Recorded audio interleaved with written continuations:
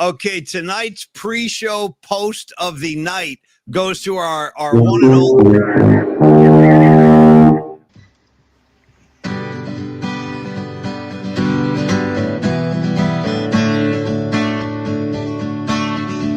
Creative Tony, yeah, what you doing now? You coach your little league. Yeah, let's take a night reprieve. Gonna be some sweet sounds coming down on the night flight, on the night flight. This is your other home. Yeah, you know you're not alone. Gonna be some sweet sounds coming down on the night flight, on the night flight. This is your other home. Yeah, you know you're not alone. Here we go. Okay, Slick Rick, a little Polymac jam dedicated to Creative Tony, who I love. Great beer, great looking beer. I'm going alcohol free tonight. I'm just drinking water. But the pre-show post of the night goes to our very own Dom Peralta, who moments before we went live, I happened to look over and it said, the Giants need some air slaps. Dude, that's what I'm talking about. Way to build a bridge from this show to yesterday's show. It's one of my favorite bits of all time, dude. The air slap phenomenon in Greece, which has never really been dissected by Tony and I. We might even go back to it tonight if we need to. Kaniki and Cha-Cha just getting, like, suggesting violence at the prom, Tony. As a little kid, I didn't understand it. Seeing it now as a grown-up, it's like, wow. And then Crater Face, dude. The barbarian. Just he's on the ground. Dude, I mean, and Tony shaking his head like a dog coming out of a lake, just shaking his hair flying all over the place. It's a phenomenon, dude. It's incredible. But if you missed what we're talking about, go back to our YouTube channel at Polymax Particles and check out yesterday's show, episode 175. And we break down the hand jive dance scene in the movie Grease. And if you're a Grease fan, you'll love it. If you're not a Grease fan, it might turn you on to Grease. Well, Tony, there are professors who dedicate their lives, in universities to dissecting the works of Shakespeare. Yeah. Tony and I have been dissecting the works of Grease for decades now. It's been going on for decades. And the amazing thing is I'm still learning. You know what I mean? It's still a learning process. You find all the hidden meanings. Second thing of the night, the second order of business before we dive into the show. And so great to see everybody. Dom, Karen Bell, Pine Needle, Stevie B, Patty from Napa. But I stopped at Doug in Japan for a reason, Tony. I told Doug last week we were working on something special. I appreciate you being with us tonight, Doug. And I saw you post online earlier today on Twitter. Thanks for that, man. But here we go. For the first time ever, we have our very own tribute. It's a bat signal of sorts. When we see Doug in Japan, Tony, we're going to lay one of these on him. All right, Tokyo! Dude, sounded better than I could have hoped. Here's an encore. This one's for you, Doug, for being our main man in Japan. All right, Tokyo! Yeah. With the crowd, with the girls screaming. So, Doug, it's crazy, dude. I just hung out with Cheap Trick over the weekend. They're going to Japan next week, and they will be in Osaka on Monday, the 29th. They will be at Budokan in Tokyo on Wednesday. So, Doug, if you can get over there, just tell them Studnut sent you, and you should get the red carpet. What do you got tonight, T? What's going on?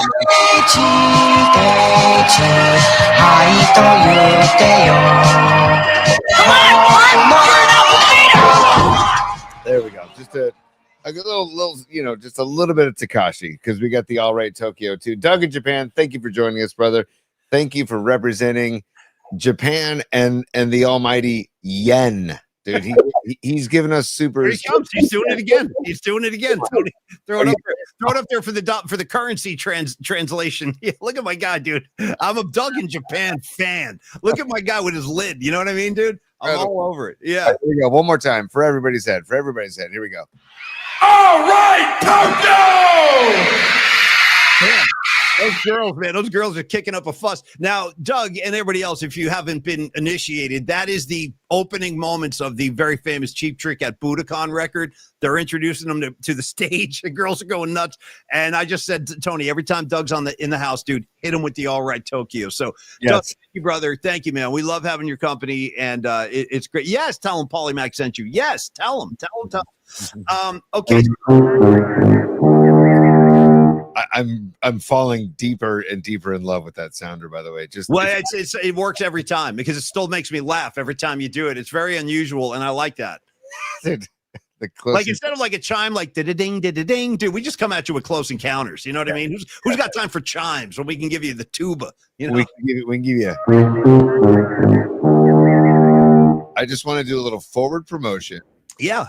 Let me handle some business right now. I want to sit back, dude. Take over. See, I would love to sit back. You run this S. I'll just chime in, dude, for real. I'm better like that. So go ahead. You take over. First of all, the rules are there ain't no rules. Okay. Second of all, you need a beer, grab a beer. Oh, okay. And then if you're a Pittsburgh Steelers fan, and then also just if you like marijuana, herb is a plant. Herbs are good for everything. Okay. And then, Paulie, I just want to say one thing. Forward teasing or forward promoting for later on in the show. Yeah. We have a very special gift to the show from Rags and Mrs. Rags later on in the show. I don't know anything about this. I look forward to a surprise and Rags. I'll see you in like 3 weeks, dude. Get ready. I'm coming. You better get that mattress ready. I'll be sleeping on that bad boy.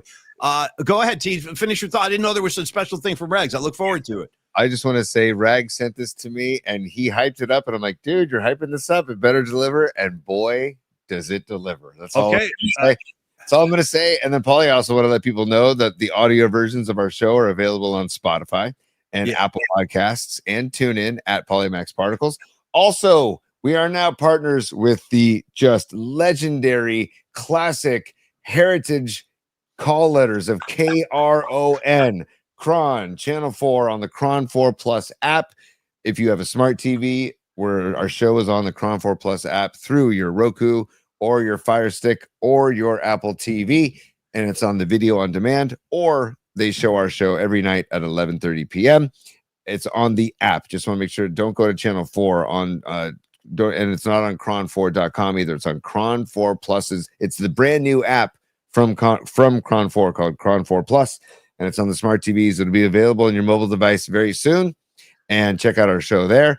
And then again, our YouTube channel at Polymax Particles. Please, while you're there, like, subscribe, become a PMP VIP, dive into our videos, like everything.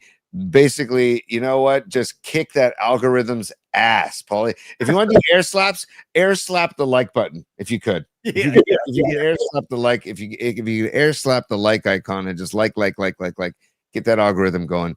I know I sound like I'm begging, but it's what you got to do in this new age, in this new era. But at Polymax Particles on YouTube. Thank you, Pete. Take it away. No, I don't want to take it away, dude. You're crushing it. I like what you're doing. You sounded way cooler than I ever do. You're like, yeah, another thing. There's a smash the like button. He's all calm and composed. He's got that deep voice. Yeah, then when you get to the webpage, you're going to want to slap the button and like the show. I'm like, dude, I wish I was that cool. I don't sound as good as you do. So anytime you want to step in, bro, I'll chill and you run S because that sounded really good. Oh, but anyway, we do have a special get. You got something else? Well, no, I was going to say maybe Satan, aka the devil.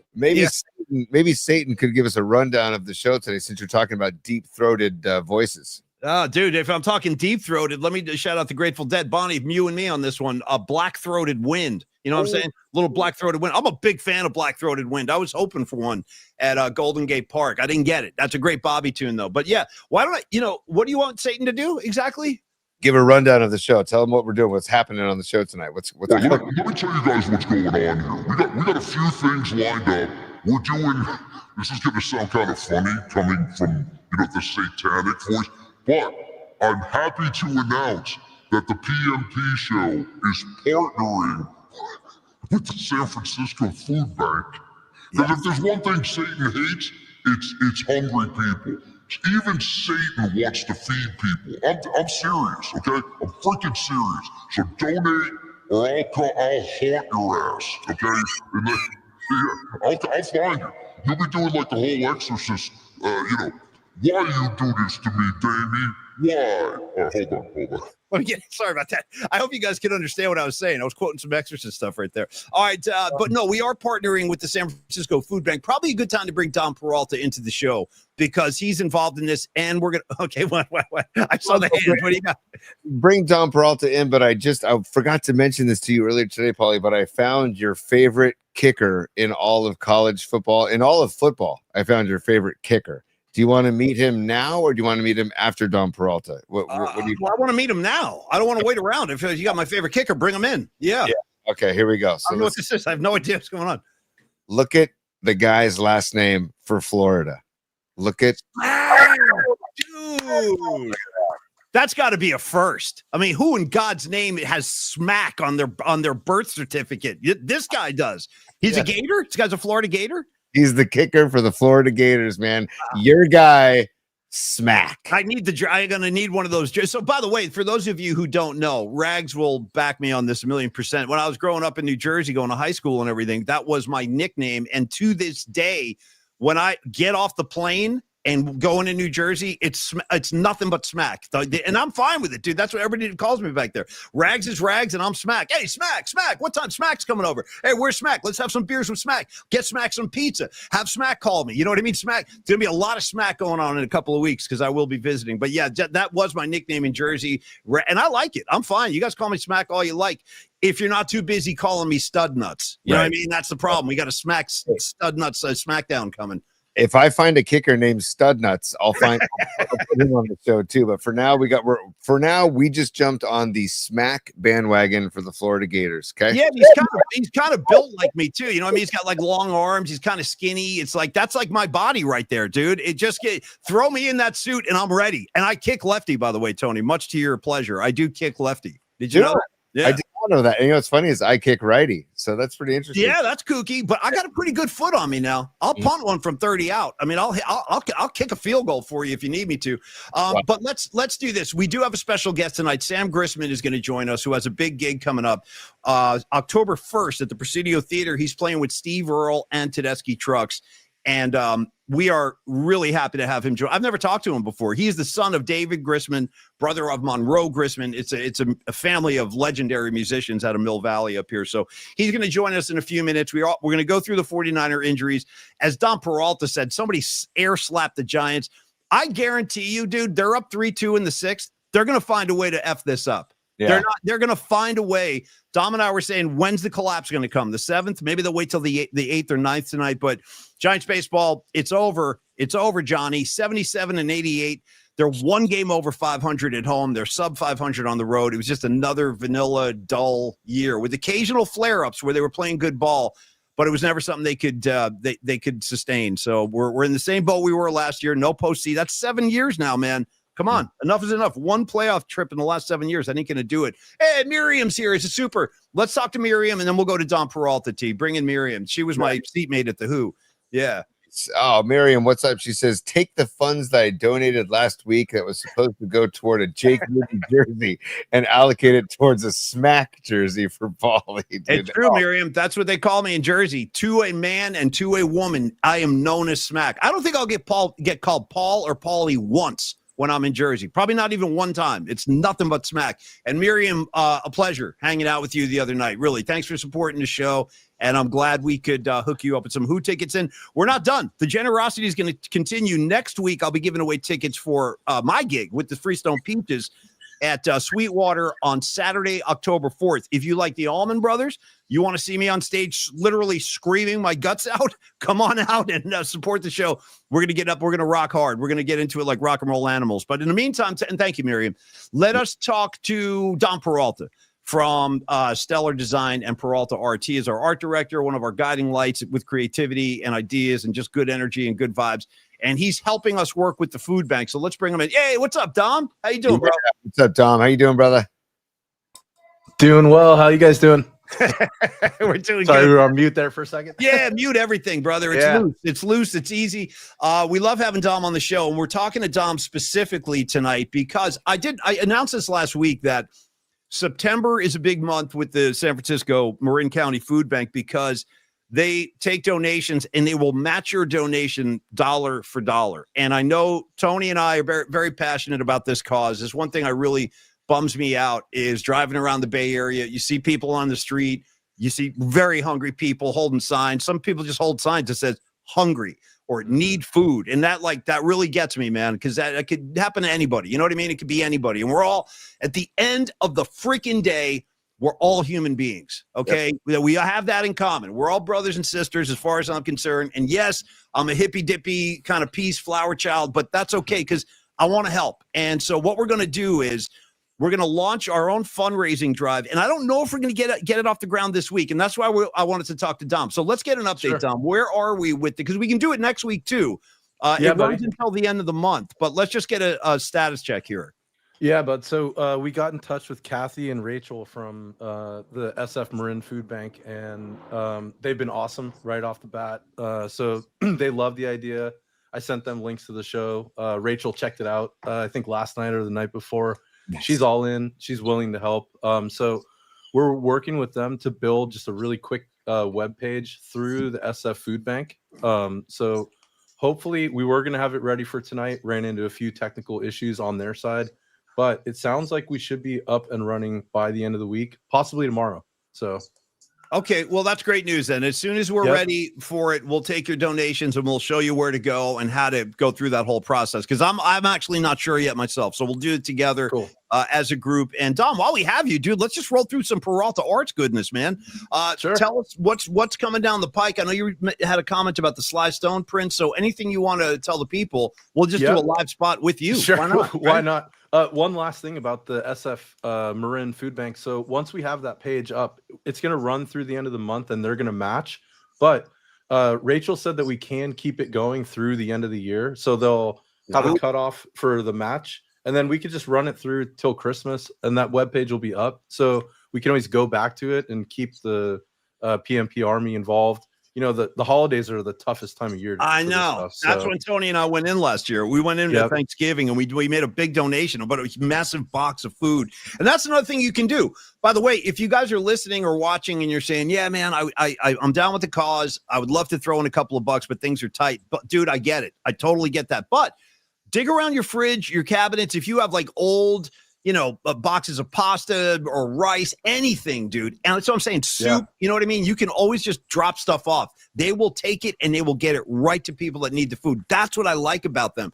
It doesn't go to some freaking warehouse somewhere and sit around, dude. They can put it right out the door. There are people that'll be eating that food that night. So thank you, Dom. That's great. And I'm happy to be a part of this. What do you got, T? I was just going to say too, of course we love supporting the SF Marin Food Bank. Of course we do. That's like our number one on the list. But also down near me is the Second Harvest Food Bank, and there's also great organization. T. Great organization.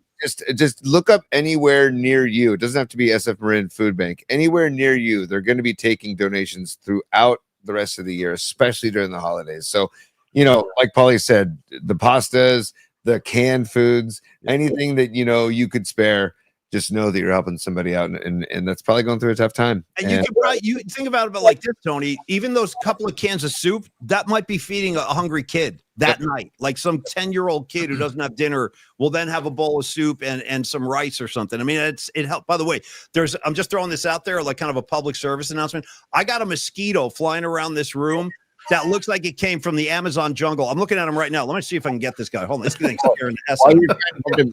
Got him. Yeah, sorry, Holmes. I had to do it. It was you or me. It was freaking you or me, dude. You or me. Yeah, I had to execute his ass because he was going to come and get me, dude. These mosquitoes, they love me. And this guy was flapping around, dude. Big ass wings, T, on my desk. Yeah, I put him out of his misery. I would have rather you've grabbed some chopsticks and tried Miyagi. Maybe just get him with the chopsticks. Great call with that little face. Yeah, dude. Yeah. That would have been way more impressive, man. And if you're talking Miyagi, Tony, I'd prefer to go by his surname, which is Arnold from Happy Days. You know what I mean? To me, that's Arnold. Forget about Miyagi, dude. He was running Arnold's way back in the day. dude. And I don't know what the movie's called again. It's like Karate Kid Unlimited or Karate Kid Revisited or something. Unlimited, dude. Mhm. There's a movie coming out later this year with Machio. Come on, dude, enough is enough. At some point, we got to find some other material for this guy, right? No, I'm all in, dude. So I'm just gonna say that I think that I want to go see this. Karate Kid Legends. That's what it is. Legends. Yeah. There it is. I don't know how much more legs this thing has, dude. They're milking it. We already did like several seasons of the show. But let's get back to Dom because we got to talk to Dom before Sam Grisman comes on. So, Dommy, tell us about the Sly Stone prints with Peralta Arts. Where does that stand? I know you had a comment. Sure. About that. Yeah, we had them slated to be done on 22nd. Printer in South City ran into a couple delays, so they'll be ready. Looks like Friday. That means the website will be up for sale next Monday. That one is like the work in progress, but the actual like physical prints are done on watercolor paper. They're pretty awesome. So I've got a couple in the studio here. But yeah, we're just about ready to go live with it. So we'll let everyone know once they're ready to go. Tony, give everybody a little more particular info on Peralta, if you could. Just run through contact stuff and whatever else Dommy has going on. Well, and also with Peralta Arts too, you can also get the Metallica print that he made for the poster that he made for the Metallica show back in, what was that? Was that August? June. Was that June 22nd. That was June. Jesus. Yep. Yeah, Wow. I know. Oh my God, that was June. Wow, that's nuts. But Dom's got a whole slew of artwork, and give him a call, get in touch with Dom and talk about his artwork.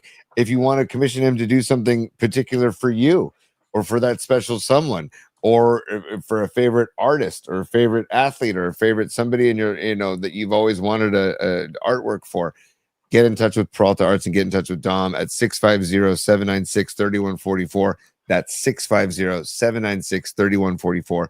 Or email Dom at Dominic@stellar.design. Dominic@stellar.design. And dude, Paul, Dom, I love showing the work in progress because I love Thanks, this buddy. where it starts and where it ends up. Do you do, last question for you, do you do like I don't know, keep like a chronological order and like kind of like, I don't know, keep a log or a before and after or any of that stuff?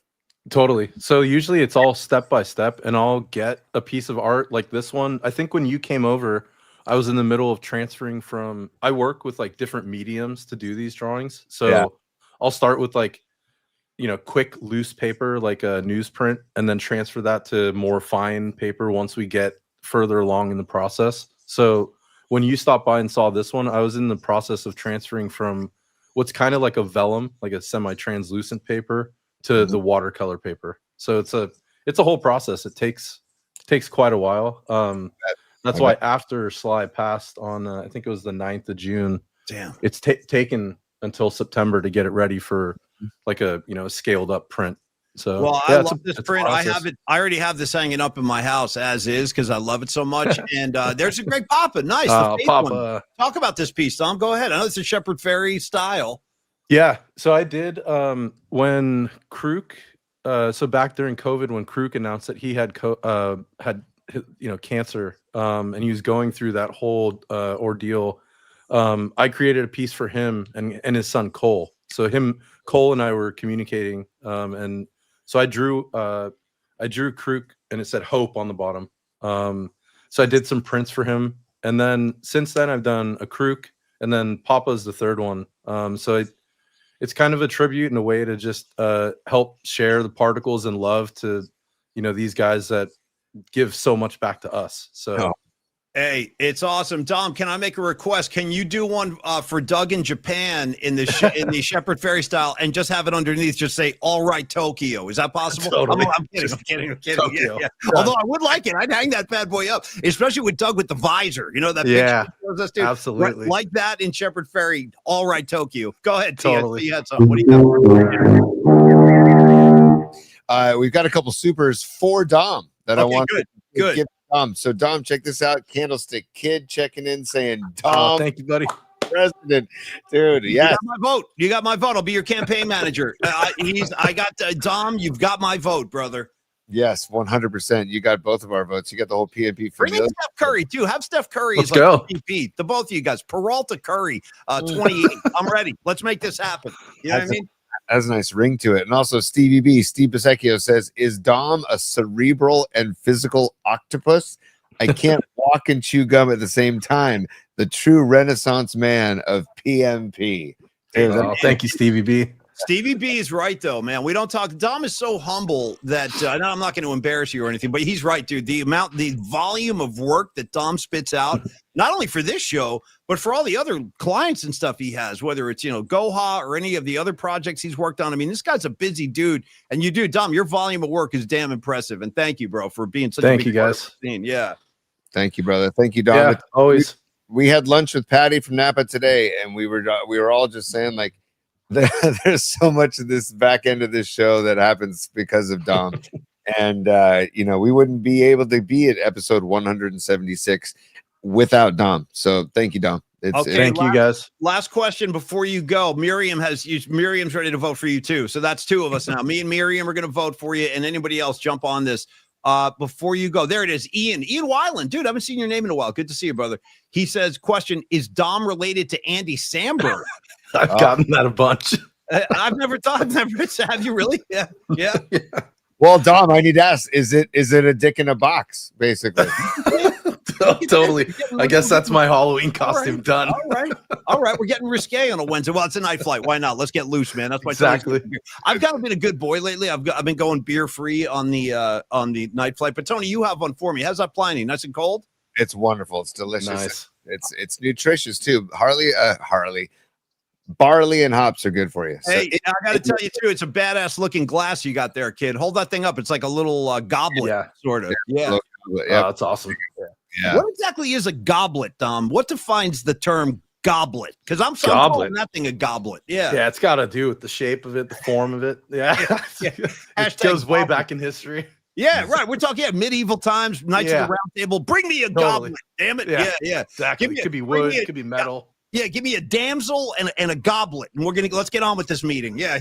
All right. Hey, Dom, thanks for coming by. We love you, buddy. And love you too. We'll see you soon, man. All right, Dom Peralta, everybody. Peralta Arts, he's the man. Tony, we're minutes away. Oh, nice. Let's do some more of that. Do some of that do-si-do, like air slap the screen. That was cool. I don't even know how I did that, Paulie. I like it. I was up, I was down. That was cool. Yeah. But Paulie, wait till you see Sam Grisman is in the green room waiting. And I don't know how our green room stacks up to other green rooms that the Sam Grisman project is gigged in. Right. But we have to ask him for ourselves. But what he's wearing, wait till you see what he's wearing. I'm going to bring him to the stage right now. Okay. Ladies and gentlemen, let's please welcome to the show, Mr. Sam Grisman. Look at hell yeah, brother. Gentlemen. Hell yeah, you're repping, dude. And I'm keeping an eye on the Giant score, Sam. We're not doing that great tonight. We're winning. At the moment, we're winning 3-2. So for now.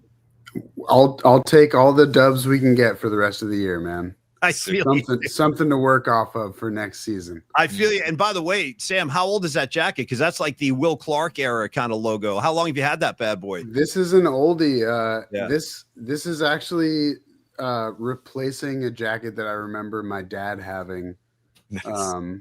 This is kind of new to me. We were playing a gig in Santa Cruz, and we were walking down the street. We had some time to kill the next day because I forget where we were playing the next day, but we had not that terrible of a drive. And I just saw this thing hanging in a thrift store. Nice. And I had to have it. Nice. And it was a funny story because the owner, I kind of tried to haggle the price down, and I asked for $20 off. Yeah. And the employee, was trying to get in touch with his boss, and turns out his boss had been to our show the day before, but he wasn't able to get in touch with him. So I bought it for full pop. And then this guy sent me a message and said, "Hey man, I would have just given you that jacket." Well, the thought was there, man. The thought was there. That's the important thing. So, Sam, welcome to the Polymac Particle Show. Great to see you, man. Well, I want to talk to you about your gig coming up on October 1st. And but I want to also kind of introduce you to the audience because we have our own comment section. I can see everybody saying, well, in fact, put Patty up there for Sam real quick. You're already getting adoring fans here, Sam, after just 2 minutes. Patty is saying, Patty from Napa, welcome, Sam. And another cutie, Hey, too. Patty. There you go. Yeah.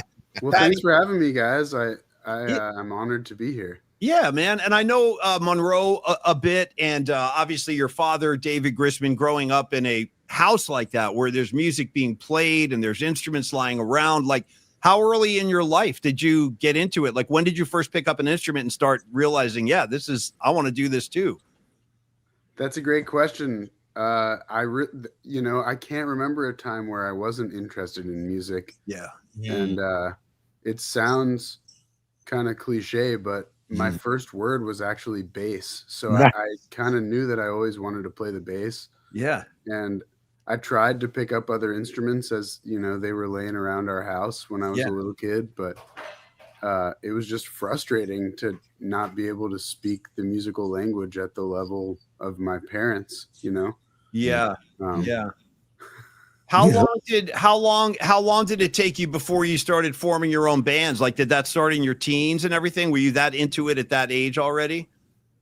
Yeah, I had a band with a couple of my buddies in middle school, and I just always really wanted to play music with my friends. I'm consider myself among the luckiest kids on the planet to have been born into a musical household and to really love the music that my dad makes and that he made with his friends. It served as the soundtrack to my childhood, but it's also sort of the foundation that I base my life upon. So yeah, man. And there is a wonderful documentary for those of you who have not seen this. It's called Grateful Dog, and it's about it's about Sam's dad and Jerry Garcia. Yeah, there's the dog right there. And it's about their friendship and their musical collaborations over the years. Because Jerry not only obviously had the Grateful Dead and the Jerry Garcia band, he played a lot of gigs with, David Grissom too, famously. So do you have any memories of that? I mean, I assume to you, Jerry was just a friendly, cool guy that would hang out with your dad. But do you remember those days and those years? I do. I was born in January of 1990, and Jerry passed in August of 95. Yeah. And I just remember him. I remember his warmth and what his laugh sounded like. Nice. And I remember what he did to our house when he was around, which was, basically just livened it up and made it, just a safe space for my dad and him to explore all this music that they loved, from a past part of their lives. And they had this shared musical connection and they really just worked on songs together. And there weren't really any rules, and he wasn't a big rock star in our house, Yeah. He was just one of the guys. Yeah. And he was probably my dad's friend who spent the most time at the house when I was a little toddler. Yeah. Up until when I started kindergarten. So I really had no concept of his role in the greater musical community and sure his passing, really. Yeah. My sister had taken me to some Dead shows as a little person, but to me that was sort of like the circus, and somehow it was kind of divorced from Uncle Jerry being at the center of it. Yeah, right. That must be interesting. Yeah. Good call. Go ahead, Tony. Hey, Sam. So Mike Kruko, Mike Kruko with the Giants broadcast team, he the voice of my childhood. Right. Mm-hmm. Right. Just I think we're so lucky. Like we were lucky to have the Grateful Dead here in the Bay Area. We're so lucky to have and your dad, of course, too, and the pizza tapes and everything. But like we're so lucky to have Kruk and it's Miller and Fleming. It's like that 4-pack is incredible. But like I heard Kruko, because he always holds a baseball while he's on the broadcast, right? But then he also plays guitar. I think he plays banjo, and he said, I heard him say one day that he never forced his kids to play instruments, but he always had instruments all over his house. in case anybody wanted to grab one. And is it fair for me to assume that your house was kind of a similar environment where there were instruments out everywhere, and just if you wanted to play one, grab one and pick it up? Very much so. Yeah. My dad's a musician and a vintage instrument collector, and Nice. you know, he's got a whole community of friends, and they sort of wheel and deal these great old instruments, and they're all players caliber instruments. You know, like he's not real persnickety about the condition of something as long as it sounds great. Dude, persnickety, by the way. I love how you just worked in persnickety. That was hey, Tony, let's talk to Sam a little bit about the Sam Grisman project, about your band, man. Tell us, for those people in the audience who are not familiar with your repertoire, they haven't seen you play yet, just like how would you describe the band, the Sam Grisman project, for people that haven't been, you know, baptized yet? Yeah. Well, a few years ago, I endeavored to start my own band that's sort of just rooted in really this musical privilege that I grew up with, and that I'm trying to sort of go through life, you know, not squandering, and I'm trying to share the love that's come my way through music with the greater community. And it's really just showcasing a whole collective of my friends who care just as much as I do about all of this music.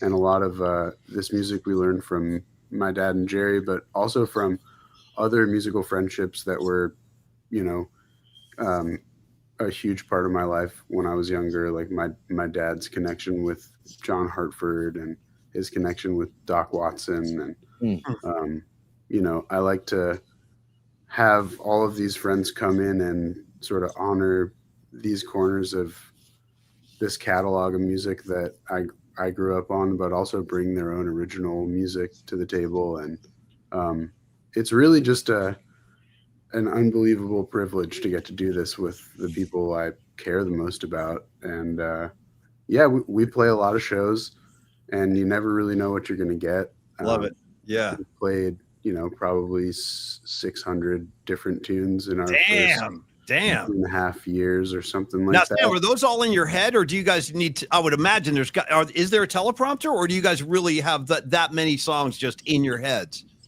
No, it's just a shared, you know, love of music, and everybody kind of leans into different, you know, parts of this material that they love the most, and different instrumentations, different combinations of friends will sort of yield different parts of the catalog. So since you're talking about friends and your desire to play with friends, surround yourself with friends, and that's a very healthy way to make music, as you know, man, just being around good people who all have a similar vision. But I have to pick your brain a little bit, and then we'll talk about the gig on October 1st for sure. I want to talk about the Camp Winter Rainbow show, but you got to tell our audience about, and I want to make sure I get this right. So you have a connection apparently to Bryce Eldridge, who just got called up for the Giants. Yeah, this is really interesting. So I understand you've got some connections down in Nashville, like a lot of young musicians now, but I'm very curious to hear how you and Bryce Eldridge have kind of crossed paths. What's behind that? Well, it's, you know, the bluegrass community is kind of a small world. And as a kid who kind of grew up with a father who is, you know, an elder statesman of bluegrass, there's this kind of community of other bluegrass kids that I've known since I was a small person. And one of these folks is the great Chris Eldridge, who kind of is known in my corner of the world as Critter. Yeah. And Critter is one of the world's great flat picking guitarists. He studied with Tony Rice as a small person, and his father, the great Ben Eldridge, was really an innovative banjo player in one of the sort of seminal bluegrass bands from the 60s and 70s called the Seldom Scene. Nice. And Ben is Bryce's grandpa, and Critter is Bryce's uncle. Wow. That's incredible. Is Critter or Ben the same size as Bryce? Yeah, he's a big boy, that kid, man. So Ben unfortunately passed a couple of years ago. Okay. And Yeah. Critter is, he's not a short dude, but he's certainly not 6'7" or whatever Right. that hoss is. And I haven't had the pleasure of meeting Bryce yet, but I'm pulling for him as hard as you can pull for anybody. Yeah, we are too, man. Same here. We are too. And I think there's a lot of promise there. He's going to have, I mean, the kid's got natural pop. He's got the body type. It'll come. He just need reps. He needs at bats. But yes, he's going to have a nice I'm career. not at all concerned. And I watch the Giants religiously, and Nice. and he's had some really good at bats, man. Yeah. I mean, he's not, it doesn't look like he's hitting under 100. You're right. I mean, it seems like every other at bat is going to a full count. I mean, even in his first game, Critter and I were at the Ryman watching our friends Billy Strings and Brian Sutton play a show. Oh yeah. And Critter had the MLB TV up, you know. Yeah. And we were watching him take his first at bats in the show, which was kind of unbelievable. Oh, incredible. That's great, man. That's and where he he hit that ball into the gap, Yes. into that left center gap, and it seemed like that was definitely an above average effort given. Yes, whoever that was playing center. Hey, and here's an update for you guys, real quick. Bryce Eldridge is 2 for 4 tonight. He's having a nice night. Yeah. Go. Yeah, man. Yeah. Let's go. I love the connection to Bryce Eldridge. This is the coolest thing. By the way, let's let everybody know October 1st at the Presidio Theater. Yep. It's celebration of the 50th anniversary of Camp Winter Rainbow. And it is a benefit concert for Camp Winter Rainbow at the Presidio Theater. And the Sam Grisman Project will be playing there. Derek Truck, Susan Tedeschi will be there. Steve Earle will be there. Other guests will be there. It's Wednesday, October 1st. If you want to get tickets, presidiotheater.org. Tickets are available right there on the spot, right there on the website. Sam, just getting back to music real quick. I wanted to ask you, of course, we've talked about you growing up in the whole Grateful Dog circle, right? And the whole, you've been so humbly stating how lucky you feel. And I really appreciate that perspective, man. But like, I wanted to ask you, is there any random, weird, bizarre influence in your playing, like that has nothing to do? You like a Black Sabbath fan or anything like that? Like, something we wouldn't see coming. Yeah, good question. That is a great question. And Paulie, you mentioned that my brother Monroe a little bit. Yeah. And Monroe's a tremendous musician and always has just been like the best big brother you could ever hope for in the sports department and in the music department and all the departments. Yeah. But he's hipped me to tons of great music over the years. And, he's probably the reason I was a Primus fan in middle school. And there we go. Yep. So that might be, a little bit of an unexpected influence in there. That's some far out stuff, man. That Primus stuff is way out there, bro. Sam, maybe would you throw on a pig mask one of these days? Like, I'm sure it took Les a long time, but just to figure out how to play the Tommy the Cat part and sing that crazy, say, baby, don't you want to lay down? Like all that at the same time. Right. If I can get there, then maybe we'll bust that out at an SGP show someday. Nice. Yeah, man. Yeah. Hey, Paulie, I have one other question for Sam about Claypool. Sam, have you seen his instrument called the whamola? Have you seen that? Man. Describe that, Tony, for people that haven't. Describe the whamola? I think it's just one pole with one string. Is that right? Yeah, it sounds about right. And then he hammers it. But then he's got like a lever on the top where the tone goes up and down and all over the place. And I saw him bust that out. And then he started, hey, everybody, this is the whamola. Let me introduce you to the whamola. And it's like, this is just you'll only see at a Primus or Les Claypool gig, man. I love that you know the whamola. And maybe we need a little like rally whamola at dude, totally. Big time. We definitely need one. So I want to ask you, Sam, you mentioned a minute ago about a couple of minutes ago, you mentioned about being at the Ryman and watching Bryce Eldridge and everything. That is such a prestigious, historical room. I've never been there. I've never been to the Ryman, but I know all about it and I know the history. What would be a couple of the venues you played or want to play where you've been inside and you're like, oh my God, this is an amazing room. Like, what are your favorite rooms you've played in? Oh gosh, that's a great question as well. Mm. I mean, we're just so lucky we get to go around and experience some of the great theaters of America, and actually, growing up as a Bay Area kid and growing up backstage at the Warfield at all these shows that my dad and Jerry played. Yeah. Getting to play there last year, or I guess it was, I think it was last December. It was just a really special, yeah. It was just like it opened up a flood of old memories, and I kind of remembered some of the painting on the walls backstage being different, and I asked one of the old security guards, I was like, hey man, did there used to be like some kind of weird like Starry Night or like nighttime cityscape painted back here? And he was like, man, you must have not been here for 30 years, which was probably the case, because I think probably the last time my dad and Jerry played there was 94 or 95. Wow. Yeah. Yeah. I mean, we love the Warfield too. That's Tony and I have seen a million shows at the War, and there's just something special in that room. There's just no getting around it. And it is, to me, you know what, Sam, it always felt like that was Jerry's house in a way, like with the Garcia band, because you could see the Grateful Dead in a stadium or Oakland Arena.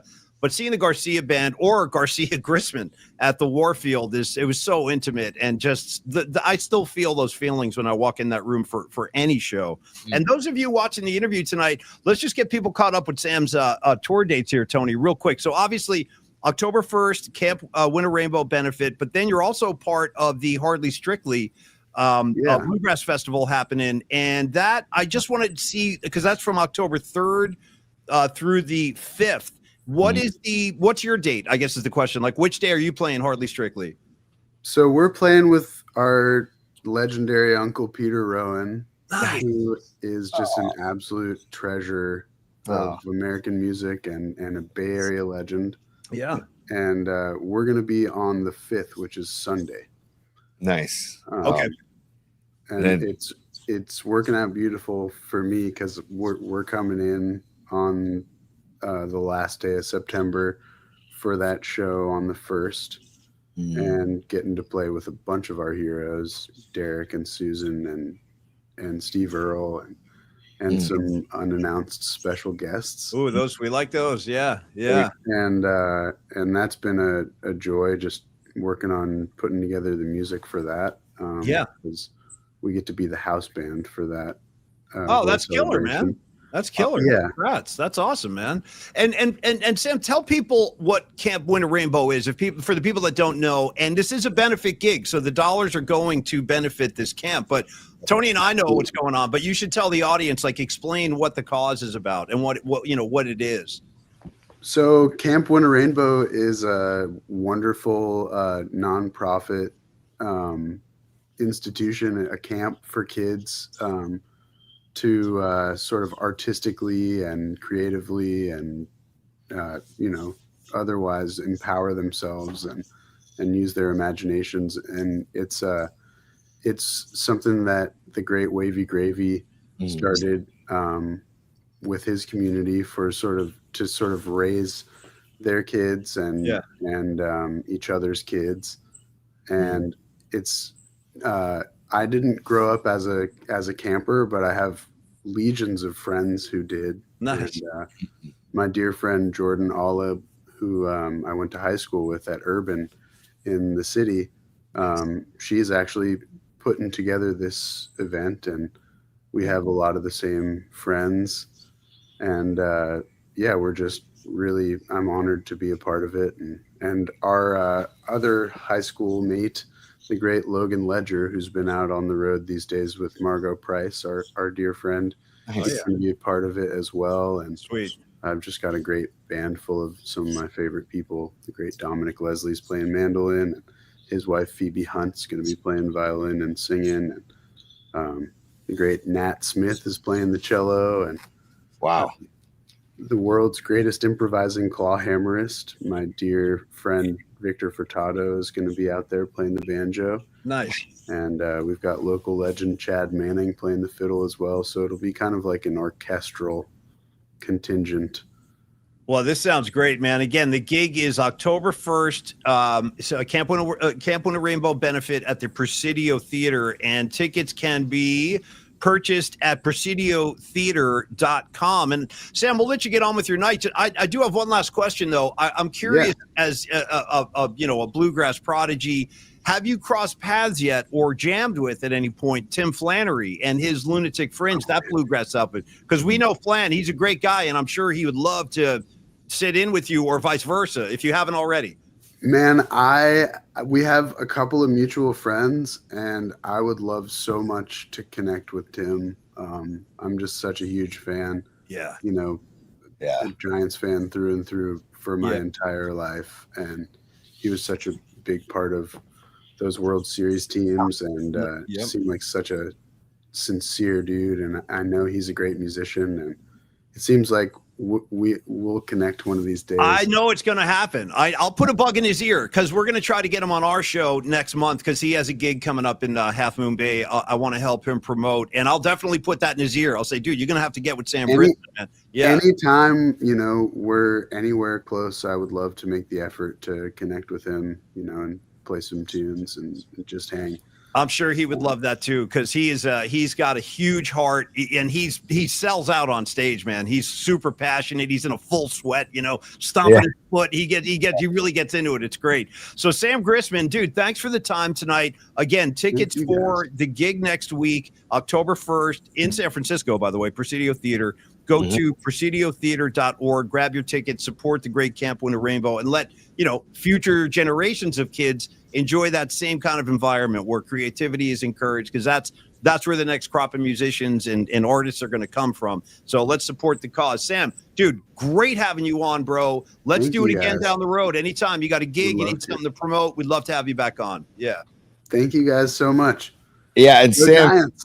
yeah, we got to get you gigging in a Bryce Eldridge jersey, and I'm all over it. We got to get you down to the Guild Theater down here on the peninsula.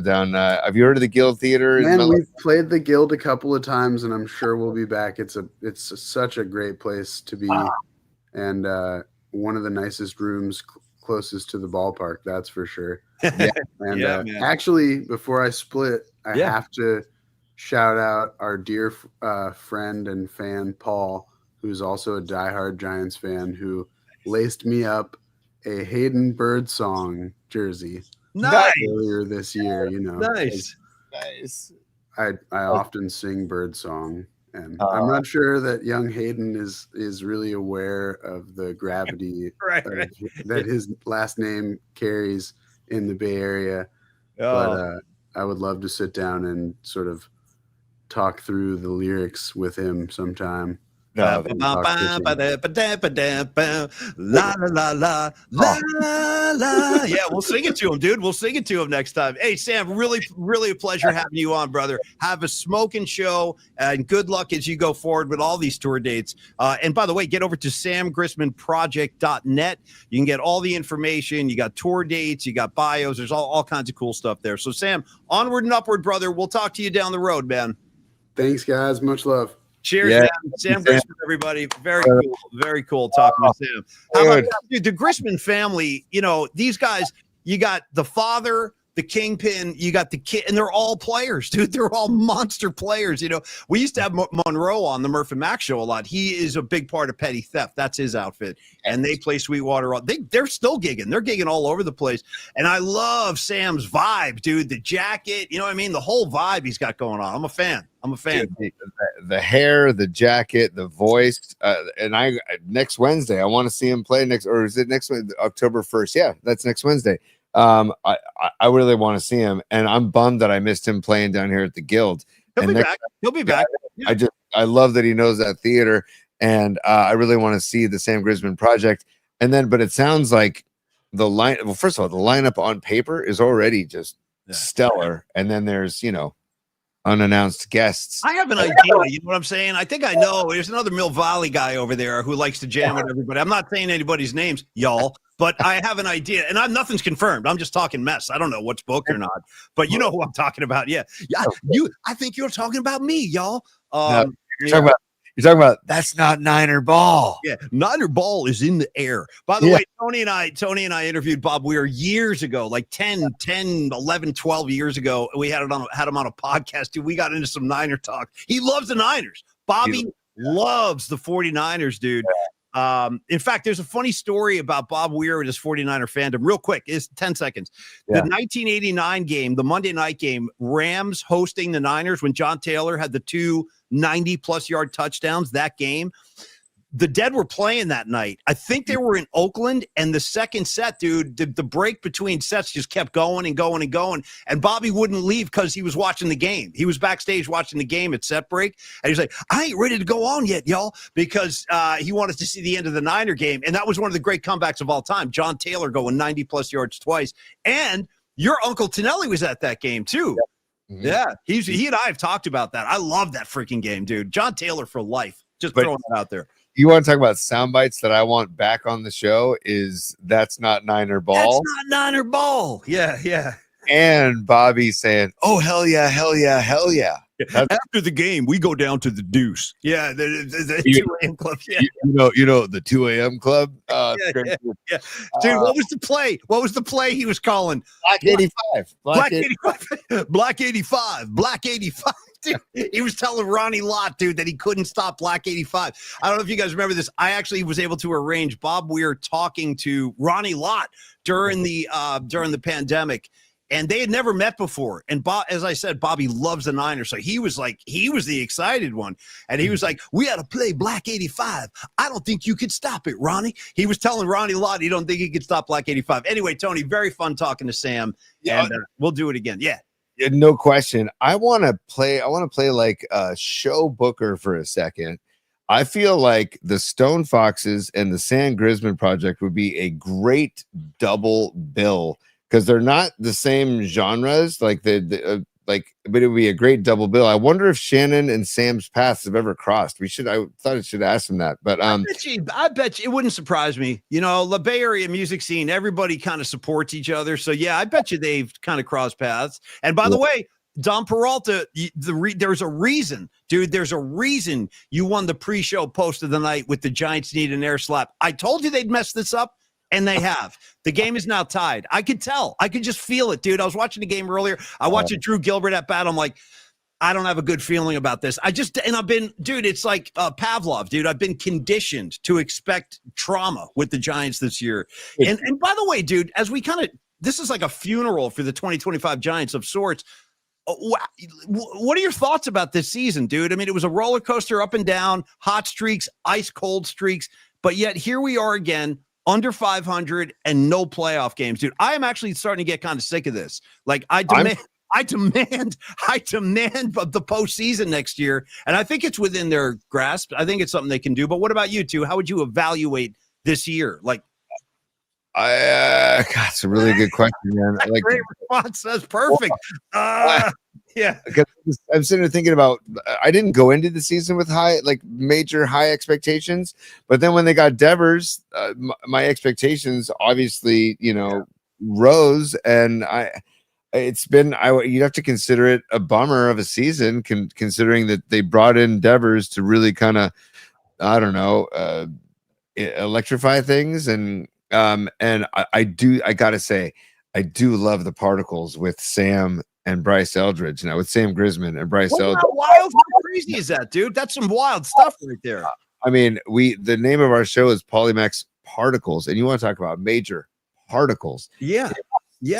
Sam Grisman and like the whole connection to Bryce Eldridge. That is cool because a lot of times you don't know if these musicians will know anybody on the Giants, let alone the most recent call up who is like the future of the franchise. So I love that, and I love that Eldridge is 2 for 4 tonight, and I'm looking at the score right now. It's the 8th inning, 3-3. Yeah, 3-3, and your boy Koss is in the batter's box right now, and I'm with you on Koss now, man. Maybe lose a few of the decorative items on his uniform with his name on them and stuff, dude. You haven't done anything. He's got his name on his belt, his wristbands. Like, bro, I know who you are. You know what I'm saying? And you called that day one. I'll never forget this. We were doing a show together.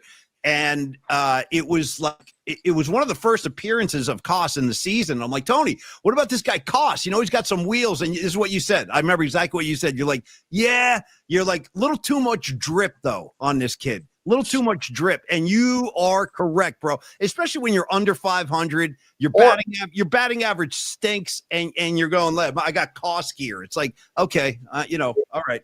That's like, it goes back to like the Jerry Garcia just wears black t-shirts because I don't need the drip. No, I'm gonna let my playing be the drip. Dude, and that's, you want to know what, dude? I'm all about the black tee. I stole that from Jerry because Jerry's like, my fashion statement is I have no fashion statement. I'm gonna wear a black. I swear to God, that was his thing. He's like, I'm wearing a black tee tonight and tomorrow, and then the next day. Yes, and I'm gonna try to carry that tradition on. Tony, I saw back to the Giants. I saw Sean Estes last night on the Giants post game. I was watching the post game last night, and he said, he goes, look, and it was kind of cool because he kind of cut the BS for us. And I love Sean. I really do. I love Sean Estes. We should have had him on the show this year. We will at some point. But he was saying, listen, Buster went out and got Rafi Devers, man. That was supposed to be the final piece.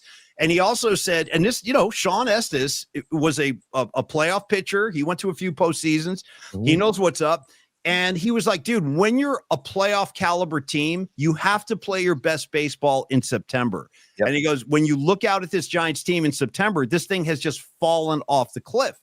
And it's hitting, it's pitching, it's been the pen. I mean, Ryan Walker, it's been a lot of stuff to kind of grip about. But what does that tell you, T, as a former player, when a team is humming along pretty good? At one point, dude, they went down to Dodger Stadium. They were a game and a half out of first place. Remember that? I think it was in June. Yeah. And post All-Star break, they had a couple of hot streaks, and it's just off the cliff. Why? What does that tell you? I go back to the Saturday and Sunday against the Dodgers when it was Webb and Ray, the starting pitchers for both of those games, and they lost both those games. And they were technically on that Saturday before first pitch, they were tied with the Mets in the wild card standings. And then they lost that Saturday game, and then they lost the Sunday game. And I was like, damn, that was the shot right there with our number one and our number two on the bump. And I was like, that was the shot. And ever since then, it's been downhill. And dude, baseball, it's a freaking roller coaster ride. It's a very, very long season. Yeah. Well, hold on. Sorry, a little Close Encounters chime for I got to get to some supers that happened. One of them, first of all, Cody Marchetti. I apologize, man. He had a super while Sam Grisman was on the show, and I didn't get to it. He says, love me some PMP and some Sam Grisman. So thank you, Cody. Thank you, man. Cody, thank you for the support. Thanks for checking out the show. And yes, after that session with Sam Grisman, I was a fan already, but now like getting to like talk to the young man, like, dude. Yeah. Oh, and hard not to like that kid. Hard not to like him, dude. He's bringing a lot of charm. You know what I mean? He's got the hair flying. He's very likable, dude. And by the way, badass player. You'll see. He's a badass musician, that guy. And I love, there's no attitude. There's no ego. Just cool guy. Let's just play music and all hang out and create a fun and wonderful vibe for everybody. And the fact that he knew the Whamola and that he referenced Les Claypool as one of his, like, come on, like, that's just, I don't know. And he wants to sing bird song to bird song. He's like, when I find bird song, I'm singing it to him. I love that. Tony, I was going to say to Sam, maybe he needs to have that session with bird song to maybe like catapult his career into that next level, right? And to kind of, I don't know, take it into a more, I don't know. I feel like bird song got to the point where he was thinking too much, right? Yeah. Like he was, dude, he has raw talent, but he's young. And we saw the youth. Earlier this season. So we got the youth gone wild, Tony. You know what I mean? Yeah. You call us problem child. We are the youth gone wild. Go ahead. we're the musical youth past the Dutchie. So either Right. And you said raw talent. I got to counter that with Raw Power by Iggy Pop and the Stooges. Great album, Raw Power. Everybody should have a copy of Raw Power. That includes you. Produced by David Bowie, no less. Produced by David Bowie. Tony, give me your final thoughts on the Giants, and I don't want to take you through the walking wounded mash unit of the 49ers. What? I got supers. I told you. I got my bad. I just trampled all over you. Shout out Trampled Underfoot. Go ahead, Tony. I'm doing it. What do you want? You know what I mean? Sorry. A little Zeppelin. Come on, man. A little Zeppelin on Wednesday. Let me give some love to the band Trampled by Turtles, which is a band that's God, where are they from? I forget where they're from. Good band, by the way. I saw them at High Sierra Music Festival.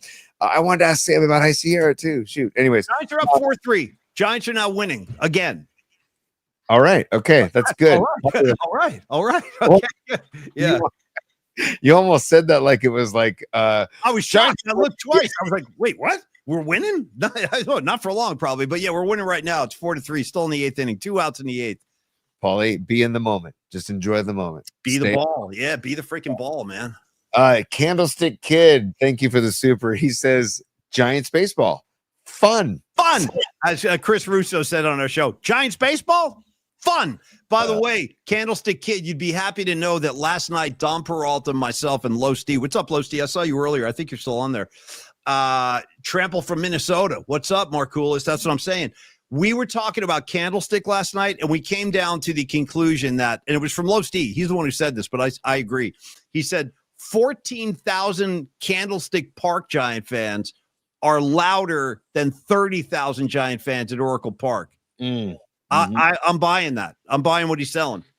Can somebody bring back the Carnation chocolate malt too while we're at it? With the wooden spoon, dude. Give me a splinter in my mouth while I'm eating the chocolate malt. That's a good night out, dude. Did it a million times. And it would be like 30 degrees out there. I'm like, Dad, get me one of those chocolate malts, man. I got to have one. You know what I mean? And it was like a big deal when you were a kid. That was the height of it. And Tony, the lid flying around like Frisbees, the little lid. Yeah. That was the treat of all treats. When I knew I had to behave to get the chocolate malt. And then did you ever jab your gum? Oh, like, rubbing it raw, dude. Rubbing that ass raw, like the roof of your mouth. Ow! Yeah, you're getting injured. You're getting splinters, dude. It was a survival thing out there at the stick, and I miss it so freaking bad. I miss it so bad. Escobar, what's he got? Read Escobar's tonight, T. What's he saying? He says we could be the Tigers giving up a 15.5 game lead and may not make the postseason. Dude, Escobar, I was thinking about that today. It's unbelievable what's going on with them. Unfreaking believable. I always kind of like the Tigers. You know what I mean? Old school team. I got no problem with the Tigers, you know? Dude, shout out Roy Scheider. Everybody wants to give Roy Scheider fame because of Jaws. Yeah. Dude, have you ever seen the movie Tiger Town?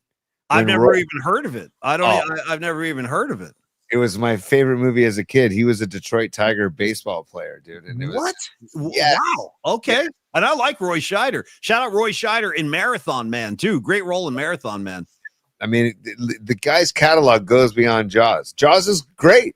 Yeah. Jaws scared the living Jesus out of me, you know, but his catalog goes beyond Jaws. I will say, when I went to Universal Studios and the Jaws ride, when the Jaws comes right up at you. Yeah. Comes up and just goes, boom. And I was like, oh, dude. Yeah, I my parents to this day talk about how traumatized I was by that. That was a big effing shark, dude. I did that too when I was a kid. I'm going to back you on this. It's pretty frightening. And for like an 8-year-old kid, that thing's mouth, you know, it was a big, big shark. Hey, Universal Studios, how about a little heads up? Huh? Maybe what if I had a heart condition? You know what I'm saying? Now I'm going to have palpitations because of you and the rubber shark. Someone's getting sued. You know what I mean? At least today, someone would get sued. How dare you not warn me? Yeah. Hey, Paulie, as we transition the show into the second hour, why don't you go through the list of Niner injuries? Well, you know, that's another, Paulie, and also when we've talked about our discussion, if you had to choose one for the rest of your life, music or sports, another good thing about music over sports is that a lot of times you can still play while injured, right? Well, it depends. If you hurt your hand and you're a guitar player, you can't. But you could break a rib and play guitar. You know what I'm saying? Remember, you could pull a hamstring and play guitar. Yeah. Dude, it was Dave Grohl. Dave Grohl had the chair, the throne. Yeah. And he played with his foot in like a walking cast or whatever. So, anyways, so go through the injuries of the Niners because it's it's not bang bang Niner gang. It's banged up Niner gang is what we said today. Here's what I want to do, Tony. I want to do Niner injuries, and then I want to do Longbridge, and then we're gonna wrap. But let's put mailbag to tomorrow. Let's do, because there's too much in there, and it's gonna take a while, and I want to do it right. I don't want to rush through mailbag because I got stuff from the Who. I got Cheap Trick stuff. You got stuff I don't even know, secret stuff with Rags. I can't believe Tracy's involved. I don't know what I'm walking into here. We might have to do the Rags thing tonight as the one feature. Sure. Just sure. One. Okay. So Niner injuries, Rags and Tracy. And then, by the way, last time I saw Tracy, let me tell you what was going on. Rags and I and Brian and Scrub. We have another friend, by the way, nickname Scrub. And he's not a scrub at all, dude. Handsome as hell. He's like an Adonis, this guy. He's a freaking lawyer. He's a partner in a law firm. His nickname is Scrub. And anyway, yeah, his real name is Chris May, one of the all-time greats. We were basically partying all night, to put it in a nutshell. And then the next morning, dude, we come staggering up. What? Oh, sorry. Can you say that in the form of Quiet Riot? You what did you do all night? All night. Oh, yeah. Bow, bow, bow, bow. Clink, clink. Yeah, no, dude, I'm all about party all night. So, yeah, we did the party all night, Quiet Riot thing. We crashed in the basement. Then all four of us come rumbling up the stairs. And I was like, you know what? You know what I'm doing right now? I'm cracking a beer. It was like 9 in the morning, and I cracked one. And then Tracy walked into the kitchen. This is Mrs. Rags. And she was like, what's going on here? And Rags started cooking eggs. It was chaos, dude. You were cooking breakfast. And then next thing you know, all of us started drinking. It was pretty crazy. Anyway, so I have no idea what Tracy, how she has her hands in this, but I look forward to it. Okay. Niner injuries, Tony. Here we go. Stand by. Pause. Stevie Bisecchio is a super. He says, number one, a Particle Palooza Music Fest has to happen. That's actually a really good idea, Stevie B. And we know a lot of players. Like, we know a lot of musicians. We could actually, kidding aside, we could probably scrape together a pretty good bill if we made some calls. That's where we need to make the Flannery Sam Grisman connection happen, at the Particle Palooza, dude. Yeah. And then we'll get the Stone Foxes. We can get other local acts, like you said, Paulie. We can get Michael Nash involved from Sound Summit. Say, well, just don't get Perry Farrell involved. You know what I mean? Because last time I saw Perry, he was attacking Dave Navarro on stage, the original guy who invented Lollapalooza, trashing the Jane's Addiction legacy. I saw that band back in the day. They were incredible. They were totally incredible. And to see them to see him acting like this on stage, dude, so disappointing. And you know what? Hey, Perry, sack up and apologize already. Dude, he hadn't said anything. Like, you can't be attacking your guitar player on stage. Obviously, I'm emotionally involved here. Sorry, I'm getting worked up. Sorry. And while we're talking about public apologies, hey, Roger Waters, I want you to apologize to the living members of Black Sabbath. How about to Sharon? Or the kids? Yeah.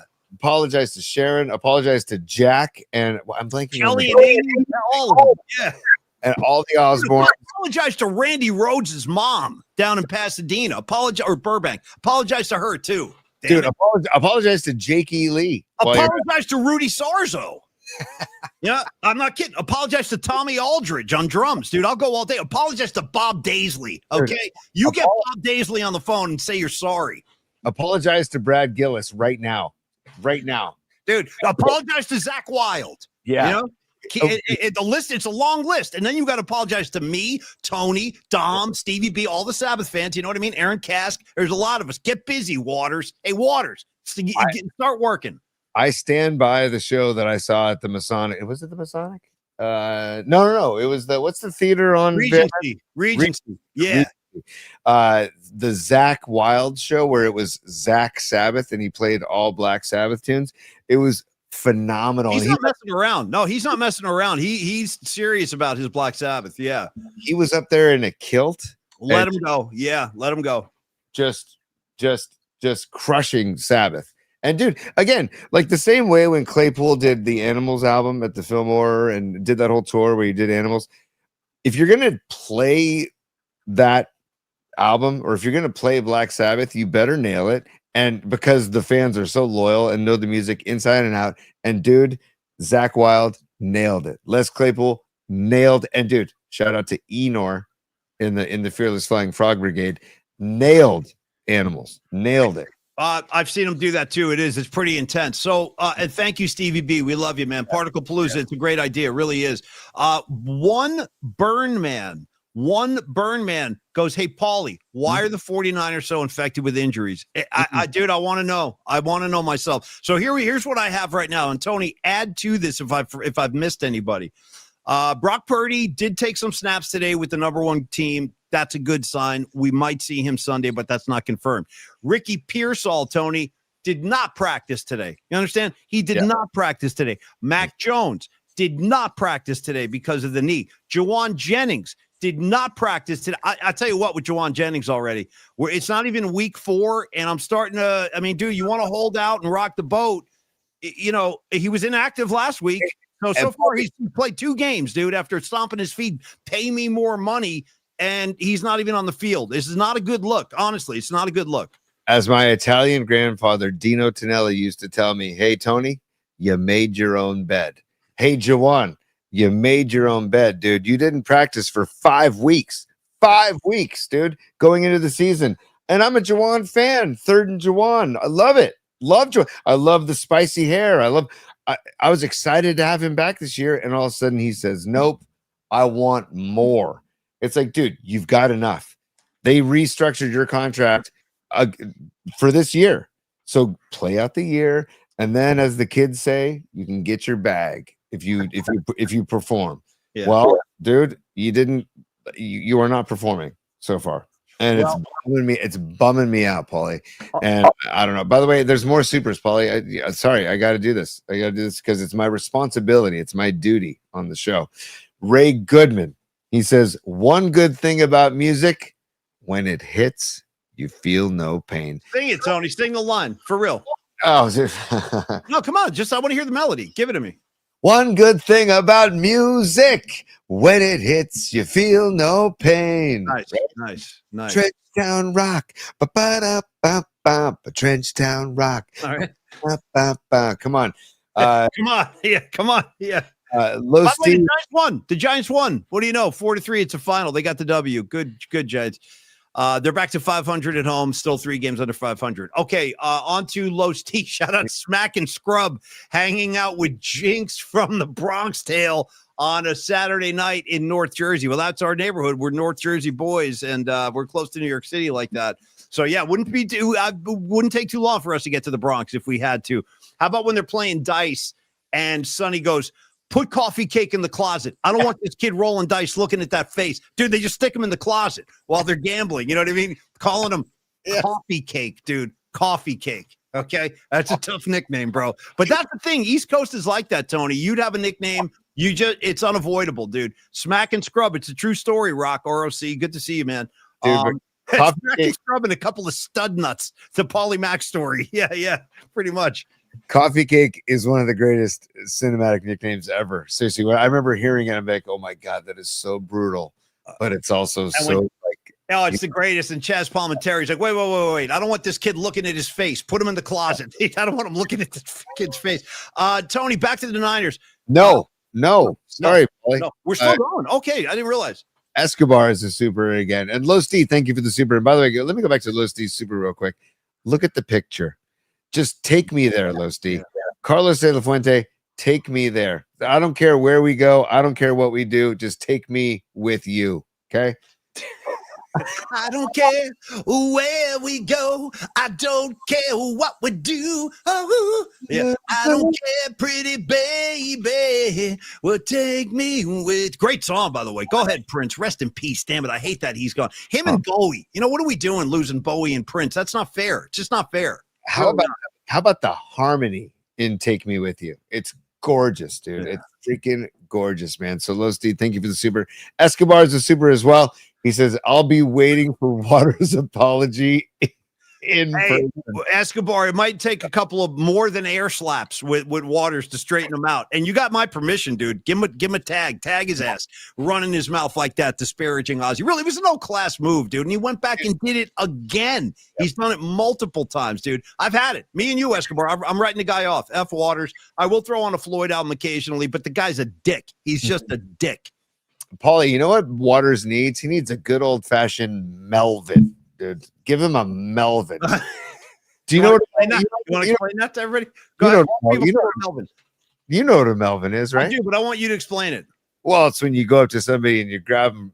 When we were kids in school, watching them up behind them and grab the waistband of their underwear and just yank it. Well, Really. there's also a term. It's called an atomic wedgie when Yeah. you pull it so hard that the wristband actually breaks free from the underwear, and then all of a sudden you're twirling a ring around. That's the atomic. Listen, I was victimized as a kid. Tony must have been a bully, as he's very fond of it. I want to see. No, Tony was victimized. I was victimized. I got the wedgies. Tony was like victimizing kids. So speak to your career as a bully, Tony. I'm sure we'd all love to hear about it. You want to talk about victimized? I'll never forget this. Maureen Brady, Tom Brady's older sister. I was doing pull-ups on a bar, and she came, and I was wearing gym shorts and Who just did this? Tom Brady's older sister, Maureen. She came and grabbed me, my shorts, by the way, and pantsed me. Oh, Pants. that's tough. Now that's going over the line. Now that's Well, tough. That's, She didn't pull the undies down. She just pulled the shorts down. yeah, So but that could still be pretty arresting. That's a pretty traumatic experience for a young kid. How'd you make it through that? it was fine because she and I were buds. And dude, by the way, the best athlete in the Brady family, by the way, no question, was Maureen. She was ridiculous, but we were good buds, so it didn't matter. And I got her back. Does she also go into the booth and wear a headset during games while her brother's team is playing? Does she make play calls and stuff? Talk to the coach? Hey, put Pete Carroll on the phone. Tony, here, and also last thing on this, since we're talking about teens victimized by wedgies and Melvins and all this, let's not ever forget the two champions of the being pantsed are Gary and Wyatt from Weird Science in front of the whole gym class, dude. The whole gym class, dude. Bam, right down. Robert Downey Jr. had his hands in that one. He did. Yo, check this out. Who says that? Is that freaking Robert? It's a great call. Gets everybody's attention. Yo, check this out. Boom, pants down. Sorry, Tony and I are reminiscing on Weird Science, another one of our kind of fetish movies that we know every line of. That dude, that's check this out, dude. Always in gym class too. I'll tell you my last thing of the night here. We're gonna wrap right here. It's getting before the wheels totally go flying off. Yes. I was Rags. You might have been there. I'm not sure. I don't remember if you were part of this. But when I was in gym class, Tony, as a freshman in high school in New Jersey, we had one of these situations where you could go to gym class as a 14-year-old freshman and be in there with seniors. Guys that were like 18 and had beards, just scaring the hell out of us. You know what I mean? Playing like street hockey with these guys, and they're just drilling you into the wall. But then the girls were in there too. And let me tell you this right now: to a 14-year-old boy, an 18-year-old high school senior girl comes walking in, dude. It's like, oh my god, there's like grown women in here. It was a lot to handle. But anyway. Rags, Zach Weinberg, this kid who was in our class, he was a grade below me, I guess, dude. He had one of those like tails, like in the 80s, guys would have like tails, you know what I mean? Like a long little thing in the back. It was Bradley Rickard, Rags. Bradley Rickard, who was a senior, walks up to Zach Weinberg while we're stretching in gym class, lit his hair on fire, dude. Just lit his tail on fire in the middle of gym class, dude. His hair went up in flames. That's what was going on in my gym class. So I'd rather get pantsed than get my hair lit on fire. How about you? 100%, dude. And I had to cherish my hair back in the day, and now it's gone, of course. But Paulie, more supers, and here we go. We've got Chutch 916. He says, Tony, how did you get her back? Well, dude, Scarlet Fire in the chat nailed it. And I was going to say it without the super, but Chutch, thank you so much for the super and thank you for the support. Is it Chooch or Chutch? I got to get pronunciation on this guy. I feel like it might be Chooch, but I don't know. I don't know. Like choo choo, like a choo choo train. Like, I don't know. I like Chutch 916. Chutch, let us know the correct pronunciation. But Scarlet Fire said in the chat, she said it was like the same as snapping the bra strap, and that's exactly how I got her back. Okay, listen, hey, I didn't, there's no harm done. I just went and grabbed. She struck first, dude. She struck first. You're just answering the call. By the way, Rising Wolf 97, just one word. Rickard. Yeah, that was Brad Rickard, dude. He was nuts. This kid was freaking nuts. He's still back there somewhere. Rags. I know he's around. He's around. He used to stop by. This kid was don't even get me going on Rickard, but he was he had a lot going on, that kid. He had a lot going on. All right, Tony, Longbridge Pizza. Oh, we still going. Sorry.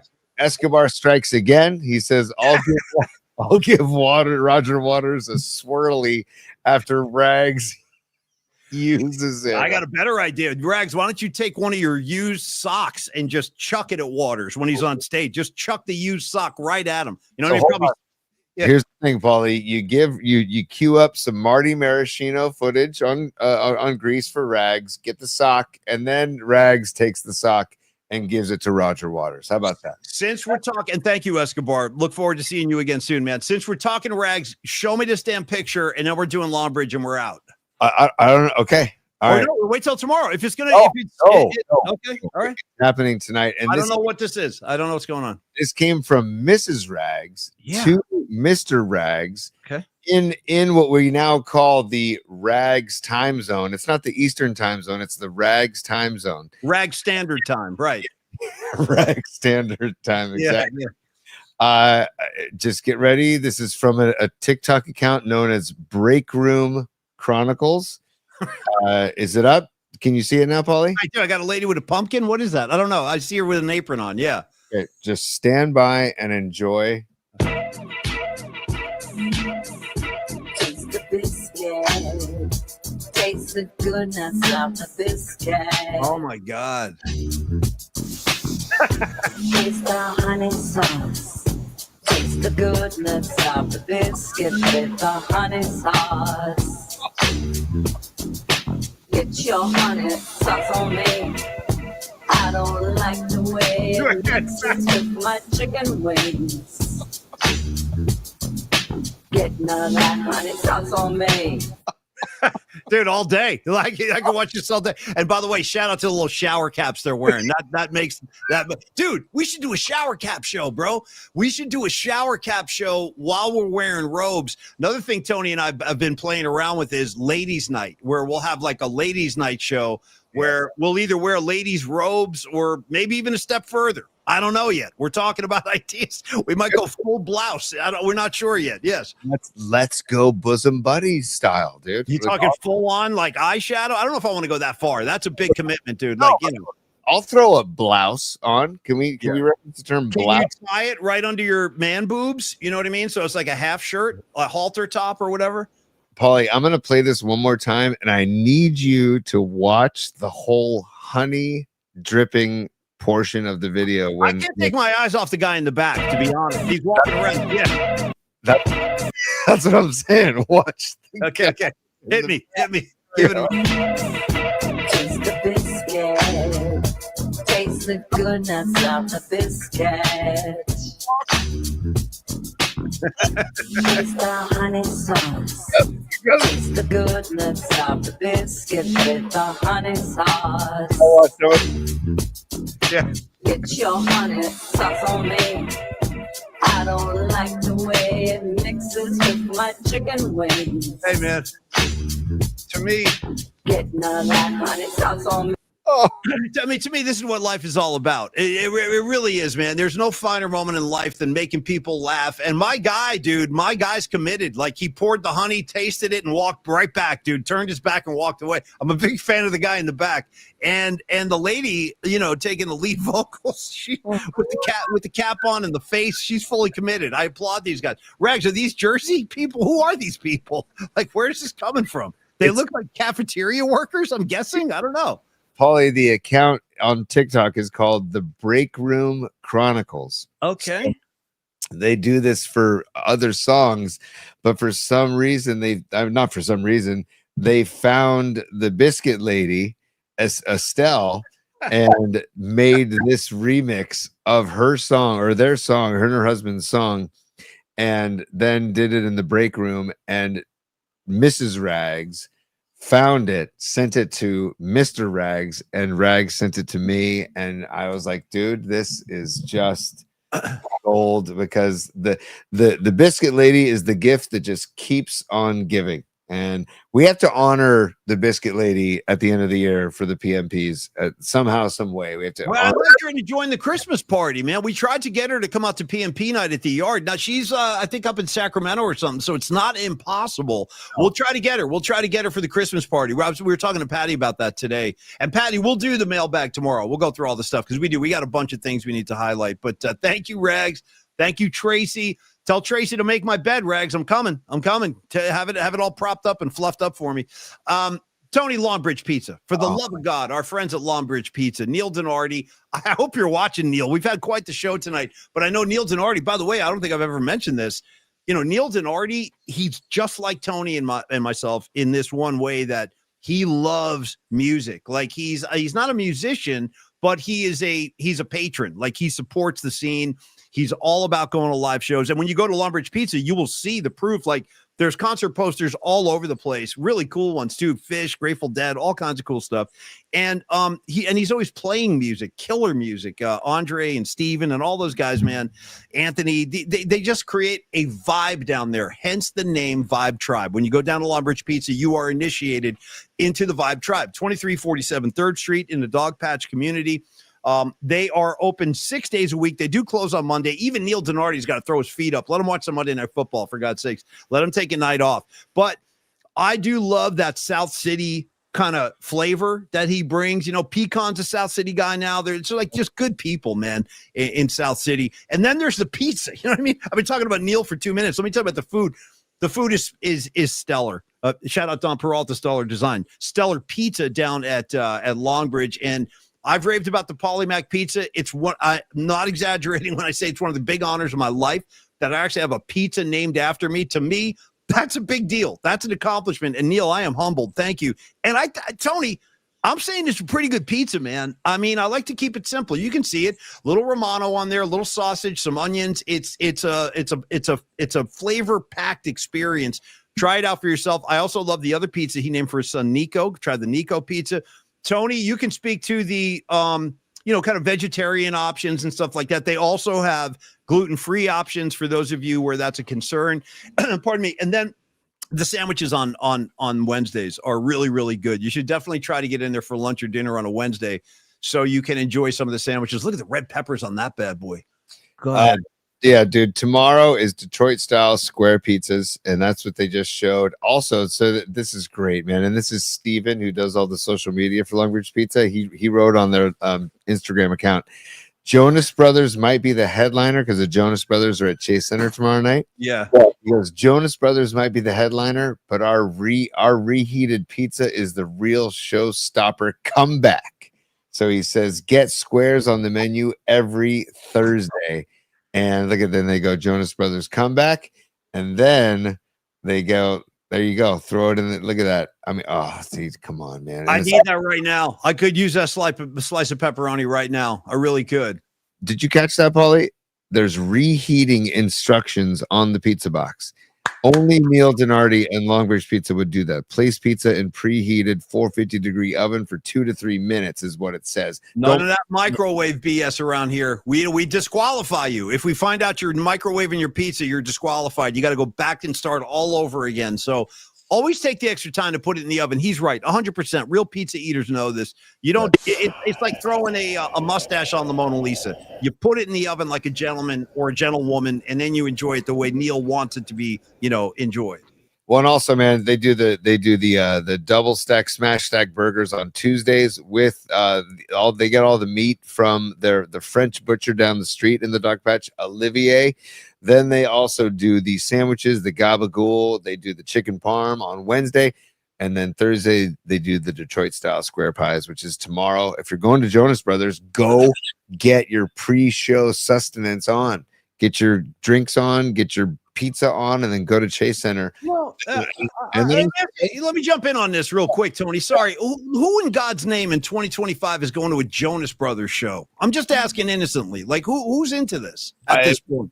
Well, they're calling it a comeback, Paulie. Don't call it a comeback. I've been here for years. I'm rocking my peers. Shout out LL Cool J. Tony, ladies love Cool J. You know that. Ladies love J. Yes, they do. I'll see LL Cool J before I would see the Jonas. Oh, dude, I'll see Cool J. I'll put Cool J on right after the show if I need to for extra bonus points. Last moment of the show, Tony, give me LL Cool J's real name. Go. Oh, gosh. You know it. Come on now. I've heard you say it. I know. Gosh. As Mike Damone would say, don't tell me you've forgotten. Oh, God. The magic of Robin Zander. Come on. While I'm thinking, I just want to say, instead of I need love, I need dubs. Dude, when I'm alone in my room, sometimes I stare at my ball. Dude, I stare at my ball. And then I hear Joe Lacob call. All right, the answer to the question, back of my mind, I heard Joe Lacob call. Telling me I need Curry, Clay, Draymond, and whatever. Yeah, that was a good one. Put my down so you can walk over a puddle. The best. I lay down my jacket so Curry could walk over a puddle. Dude, and I really would do that. That lyric is true. If Curry needs my jacket, he's got it. Anything Steph needs for life, he's got it. Wow. Tony, can you give me James, first name James. I'm totally blanking right now. Let me help you out, brother. It's James Todd Smith. God. James Todd Smith. Yeah, come on now, James Todd Smith. Hey, a little LL Cool J is good for you, man. Rock the bells. He was there day one. He was part of the whole thing. Also, still looks good, takes great care of himself. And again, I would see him. Now, if LL Cool J was opening for the Jonas Brothers, I'd go see him and then leave. I go see him and then maybe take one of Rags' used sock and throw it at the Jonas Brothers and head home. I'm kidding. I would never do that. No. How about this, Paulie? The Nutter just inspired this.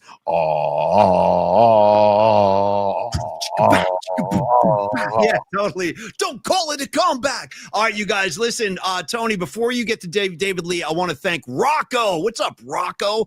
Anthony Merkovich, John Joseph, the legend that is Double J, John Joseph, Scarlet Fire, Joy P, pardon me, Rising Wolf, you know what I mean? Karen Bell, Los D, Miguel, Ray. The scroll just keeps going, dude. It's like the Price is Right. That wheel just keeps spinning. There's Scarlet Fire again. We love you guys. That's all I can say. We value you guys. Thank you for being a part of the show day in, day out, night in, night out. And we'll see you again. We'll do it again tomorrow at 11 o'clock. We'll have a whole new kind of thing set up for you. And Tony, in the meantime, bring in the man who wore chapless pants at the US Festival, butt cheeks flying. His name is Diamond Dave, and he's got final words for us. Well, before those final words, Paulie, we have to say goodnight really quick. So say goodnight to the bad guy. Okay. Yeah. And we also just have to remind people how we greeted Doug in Tokyo today.